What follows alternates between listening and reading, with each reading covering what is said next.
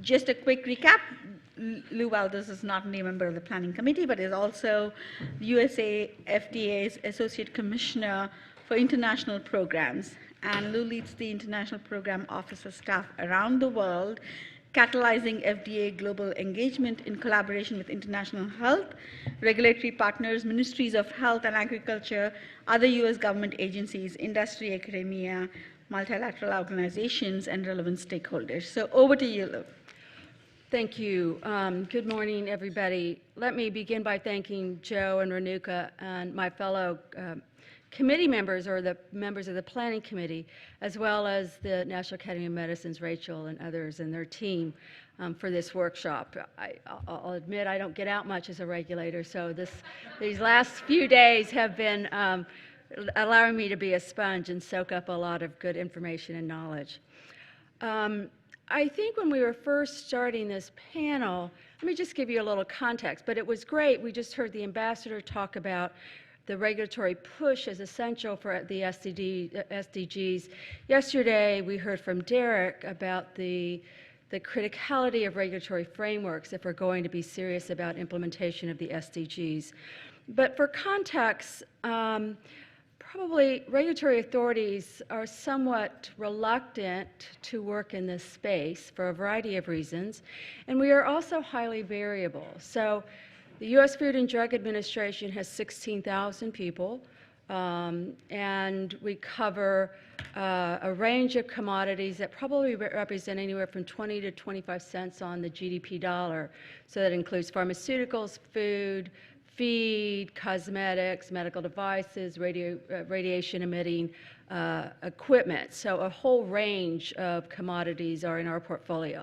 Alternatively, you will have regulatory authorities who may have as much as 10 to 50 persons in there and experts in their regulatory authorities. So highly variable, which really calls on the need for us to look for new models and ways of working. Government cannot and regulatory authorities cannot and should not do it alone. But because this is a regulatory environment as a backdrop, I felt I needed to, and I'm terribly fortunate to have a powerhouse panel discuss the role of the regulatory environment and public-private partnerships in promoting public health, economic development, and sustainable divestments to achieve the SDGs. For this session, our goal is to highlight the critical roles that regulatory systems play within some specific areas of investments, and to hopefully increase the appreciation and awareness of regulatory systems and capacity, and regulatory capacity really as true essential elements for the SDGs. This panel is structured to present the complexities, perspectives, and lessons learned of key stakeholders and partners in the regulatory environment, and that includes not just the regulatory authorities, but business, foundations, the donor community, development banks, and others, and of course, our patients and consumers. You all have copies of their bios, so I won't go into too much detail, but let me first just give you a bit about each of them. Jürgen Vogeler, Senior Director, Agricultural Global Practice of the World Bank Group. Jürgen joined the bank in 1999 and has served in his current position in 2014. Jürgen provides leadership across sustainable landscapes, agriculture and environmental and economic policy, and risk management and markets. Where we intersect is he leads the Global Food Safety Partnership for the World Bank, another PPP. Jürgen will share his thoughts on how public health regulatory systems foster economic development and help us to discuss as a group the World Bank factors and regulatory systems when making investments and advising countries on their national development plans. Next, we're joined by Dr. Rajiv Venkaya, who is president of the Global Vaccine Business Unit for Takeda Vaccines. And he'll discuss how regulatory systems contribute to the enabling environment to attract private investment and sustainability. Rajiv joined Takeda in 2012, where he launched their global vaccine business. He has previously served as the Director of Vaccine Delivery at the Gates Foundation and a board member of Gavi. I had the privilege of first knowing Rajiv when he served as the special assistant to President Bush for biodefense, focusing on our national strategy for pandemic influenza. Last but certainly not least is Dan Hartman, Dr. Dan Hartman, who is the Director of Integrated Development at the Bill and Melinda Gates Foundation. Dan will remark on how regulatory systems protect donor investments and contribute to long-term sustainability of global health and development programs.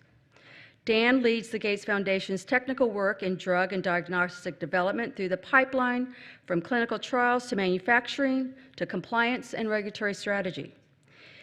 Dan will bring the donor perspective on how the public health regulatory environment has fostered or challenged the long-term sustainability of programs and how the foundation considers the regulatory environment when providing grants for medical product innovation. Weak regulatory systems are an underlying threat to achieving many of the SDGs in sustainable ways. In light of the role of health to attain the SDGs, which we've talked about these last few days, investing in strong and stringent regulatory systems seem absolutely essential to attaining the goals by 2030. In addition to the roles of health delivery and public health and what they play, effective and efficient regulatory systems are often a necessary precursor for economic development and attracting the private sector investment that is so needed. For example, it is difficult for a country to attract those types of investments for manufacturing if a regulatory authority is weak or lacking. However, in making the case for investments in regulatory systems, especially during a time when governments and corporations are grappling with increasingly complex pressures and balancing competing priorities can be daunting indeed. And yet, the cost of not strengthening these systems may even be more detrimental to any country's overall viability and wellness, especially in the long term. Thus, we believe that as a global community, we need to move beyond individual projects to a more systems approach collectively that encompasses the essential elements for successful and sustainable investments. And these would include robust legal frameworks, the existence of data and information technology and systems for exchange, strong political leadership and sound governance, the role of the private sector and public-private partnerships, and of course, sustainable financing. While we may not think of it this way, regulatory systems are essential drivers for success and sustainability of the global health investments for the SDGs.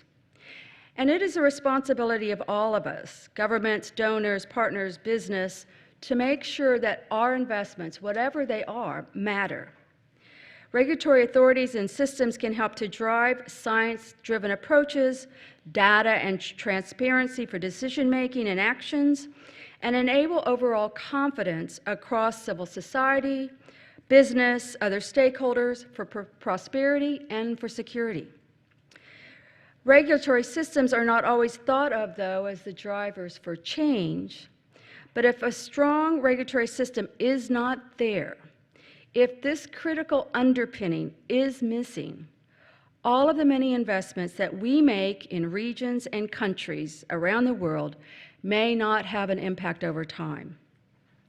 As we hear more from this panel, harnessing leadership from all sectors is the only way we'll make a sustainable difference by working together in the spirit of cooperation and partnership to reach a common good within our respective missions. So let me turn to this great group of gentlemen and experts, and I'll start with Jürgen. One of the things we thought we would do is try to make this as interactive as possible. So if there's questions as any of them speak, just shout out or holler out, and we'd like to make this as interactive as possible. Thank you.